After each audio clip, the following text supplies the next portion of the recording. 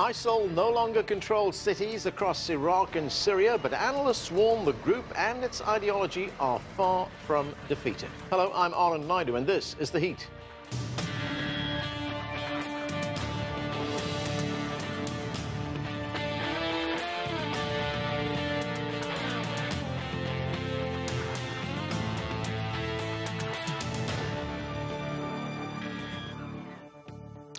At its peak 3 years ago, the U.S. Central Intelligence Agency estimated Isil had as many as 31,000 fighters operating in Iraq and Syria. Today, that number is said to be less than 1,000. Military operations liberated key urban strongholds in 2017, including Mosul in Iraq and Raqqa in Syria. Despite the military defeat, Isil continues to claim terror attacks throughout the world, leaving many wondering what will happen next. Well, there's lots to talk about. Joining us now from Baghdad is Ahmed Rushdi. He's a foreign policy advisor with the Speaker's Office of the Iraqi Parliament. From Beirut, we're joined by Hashem Osseiran. He's the deputy managing editor of the news organization Syria Deeply. Also with us from London is Richard Barrett. He's a former British diplomat and intelligence officer and currently the director of the Global Strategy Network. And with us in the studio is Peter Vincent. He's a counter-terrorism expert and a former U.S. Department of Homeland Security official. He's with us right here in Washington, D.C. Thanks to all of you for being with us. Let me start in Baghdad with Ahmed Rushdi. Ahmed, the Iraqi Prime Minister declared that ISIL had been defeated. He said that in December, that was only a month ago. You know, we're talking about a group here that controlled about a third of Iraq not so long ago. Does the central government in Baghdad now believe that it has complete control over all of Iraq, that its authority extends to every corner of the country? Well, actually, Baghdad government actually know exactly what they said. Yeah, they are controlling all these areas, but at the same time, they are not controlling some of these deep areas, which we can see ISIS there. We are talking about different reports. Talking about 3,000, we are talking about 9,000. It's a wide range of warriors now exist in the Iraqi soil. Yes, they are hiding and they are making some sort of attacks, single attacks there, here and there, but still they are managing themselves well inside the Iraqi territory. But it pushes us in a very important issue, is that what are the causes of emergence that made ISIS appear before three years? Are those causes already existent in Iraq, or it's vanished? It's have been managed by the Iraqi government. Previously, we are talking about political marginalization, we are talking about corruption and so on. Now we are talking about, in addition to these two, destroyed areas, destroyed cities, destroyed infrastructures, and also destroyed communities. Now, can ISIS get benefit from those 6 or 7 points that I said? Yes, definitely, because we all know that all these areas now managing themselves by themselves, and also Iraq is actually suffering from the financial crisis. So where we have some sort of economical issues inside those areas, which are destroyed already, and the people there actually try to manage themselves in a way or another away from the Iraqi government. So right. It's a huge question that ISIS can return or not. Yeah, important point you raised there. What were the circumstances and conditions, if you like, that led to the rise of a group like ISIL? Peter, you know, as we pointed out at the beginning of the show, at one time there was something like 31,000 fighters in ISIL. Now that number is believed to be less than 1,000. The question is, where do they all go?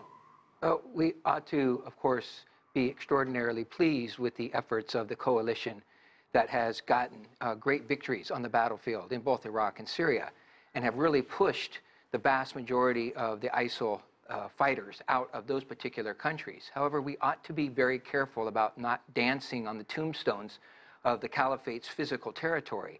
Those individuals, including the leader, Abu Bakr al-Baghdadi, have not been captured, let alone killed. And the question remains, where have they gone? Where are they seeking refuge? And will they be able to find operational safe space, either in the Middle East or in the Sahel or in the Maghreb in North Africa, or perhaps even somewhere like the Philippines, where they can get their teams back together to start engaging in planning of very large-scale attacks across the globe again?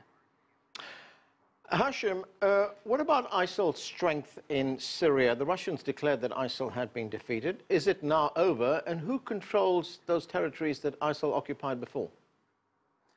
Well, Russia did say that ISIS was completely defeated, but we also need to clarify that ISIL still exists in many parts of Syria. In south of Damascus, for example, in Deir ez-Zor province, in Hama, in Homs, and in other areas. So what we need to clarify is that ISIS is still operative, it's still carrying out attacks. In December, it carried out an attack against government forces in Deir ez-Zor and killed around 30 troops in the first 3 days of fighting. Also, it launched an attack in southern Damascus, and it was described as one of the largest attacks south of the capital in months. So these little attacks, they point to the fact that it may be premature. In terms of the areas that are now that have been liberated from ISIS, you have some Kurdish forces, the SDF, you have pro-government forces, especially in Deir ez-Zor. So the territory is split between these two forces, those that are loyal to the government and those that are loyal to the coalition. Richard, given the nature of this war, this battle, it's sometimes called asymmetric war. These are not two armies dressed in uniforms facing off on each other. Can a group like ISIL ever be defeated? Yes, it's quite hard to think that it could, isn't it? Because, of course, you have to feel or understand why it rose in the first place, it's been said already. But you also have to consider it as a very strange movement that can change from being a proto-state back into an insurgency and then being into a terrorist group and then move back again. Indeed, in 2011, you would have thought it was a pretty small terrorist group. But of course, then quite quickly, it managed to gain a lot of support to become the sort of so-called caliphate that we understood. And I think also we have to think, too, why it had such a wide appeal outside Iraq, Syria. And I think some of that appeal must remain, because there would be people who supported it from the point of view of wanting to help other oppressed peoples, co-religionists in Iraq and Syria, who they felt were having a hard time. There will be others who joined it because they wanted to escape the circumstances they themselves lived in to try to achieve some sort of utopia, as was advertised by the so-called Islamic State. And then there'll be other people who would want to just sort of do something, have an adventure, have an overseas adventure. And of course, the Islamic State was very good at exploiting people who didn't have very much going on in their lives and telling them they could have a better life elsewhere. So right now, we don't have the caliphate for people to join, but we still have people who will argue that the minorities in Iraq, and the majority indeed in Syria, are being somehow oppressed. And we will have people who want to go off and do something active and, in their terms, heroic in other theaters. So I agree also with what Peter said, that, of course, you have also to think of Afghanistan, of Somalia, of Philippines, as he said, of North Africa, of West Africa, and so on, and Sinai, of course, and Yemen, where other groups that claim to be affiliates of ISIS still exist. Peter, just getting back to your point there, is there the space and territory for ISIS to regroup? There is. Those that have escaped are going to flow back into areas that have been stabilized, like Mercury. Nature abhors a vacuum. And the individuals that were not captured or killed are highly trained, battle-hardened, and ideologically committed. These are the true believers, and they will bide their time. They will look for opportunities to regroup, and they will find areas of operational security within which to be able to plan attacks. The physical caliphate, thankfully, has been very much destroyed in both Iraq and Syria.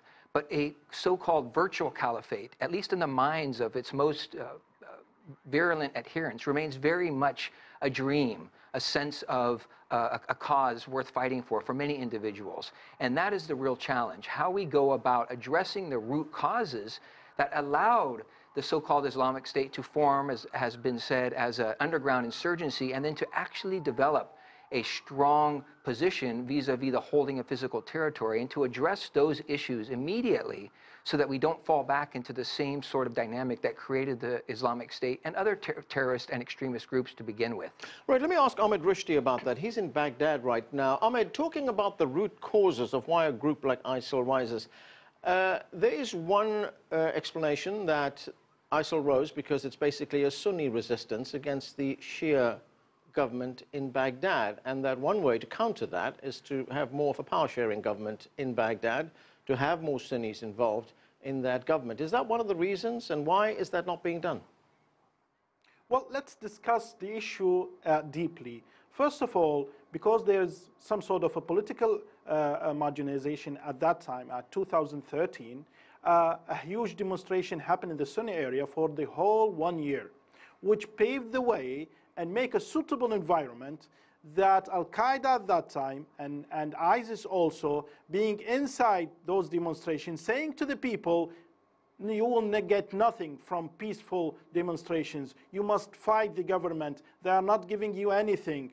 At the end of 1 year of the peaceful demonstrations, actually people being convinced by them is that there is no way. It's only military way. That's why I'm saying now, I think now it's ISIS working on 3 levels. The first one is sleeping cells that want to get benefit from any errors that happen by the government or by the militia, that killing people or making some sort of highly corrupted deals inside their territories and so on, saying to the people, okay, you changed us, now see what's happening now. This is level 1. Level 2 is that convincing young men is that you have no future in this Iraq.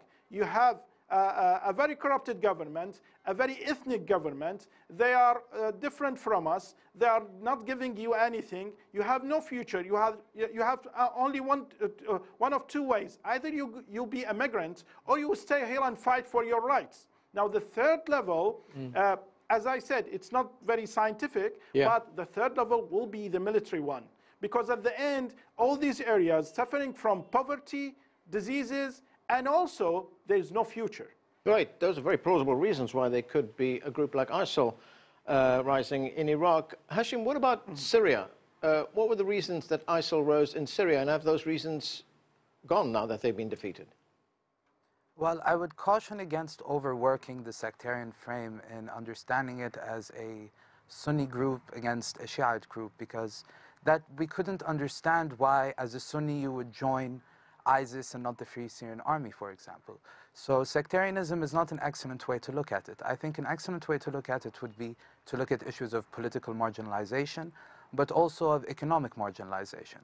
So a lot of the capitals that ISIS took as its main strongholds, for example, Raqqa, had been at a distance from the central government, both politically and economically. The people did not feel a part of the state. The people did not feel to be so much a part of this esprit d'etat. And so being so removed, you have some room for alternative forms of power to grow and emerge in the government's place. And so I think this issue of political and economic marginalization is a key explanatory factor. Okay, we need to take a break right now. We'll bring you more of our conversation about ISIL and the strength of the militant group right after that. Stay with us. You're watching The Heat.